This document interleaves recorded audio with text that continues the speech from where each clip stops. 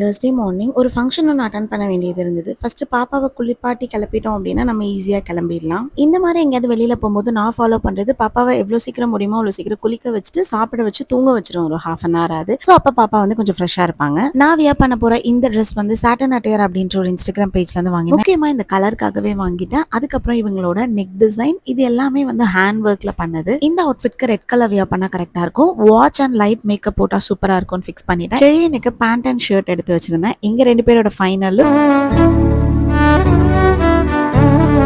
என் கண்ணே பற்றும் போல செழியன் இருந்தான். அதுக்கப்புறம் கொஞ்சம் பூ வச்சுக்கலாம்னு தோணி லைட்டா பூ வச்சேன். பூ வச்சதுக்கும் இந்த அவுட்ஃபிட்க்கும் ரொம்ப ட்ரெடிஷ்னலா சூப்பரா இருந்தது. நிறைய காம்ப்ளிமெண்ட்ஸ் கிடைச்சது. என்னோட சிஸ்டர் இன் லாவோட பாப்பாக்கு கயிறு கட்டி பேர் வைக்கிறது தான் அன்னைக்கான ஃபங்க்ஷனா இருந்தது. வீட்லயே சிம்பிளா வச்சிட்டோம். பாப்பாவோட பேர் மியாழினி மவ்வலிசை. செழியனுக்கும் பால் கொடுத்து நாங்களும் நைட் டின்னர் முடிச்சோம். நீட் அண்ட் கிராண்ட் லுக்கு கண்டிப்பா அவங்களோட பேஜை செக் அவுட் பண்ணி பாருங்க. நிறைய நியூ கலெக்ஷன்ஸ் இருக்கு. அதோட நானும் செழியனும் அங்க இருந்து கிளம்பிட்டோம்.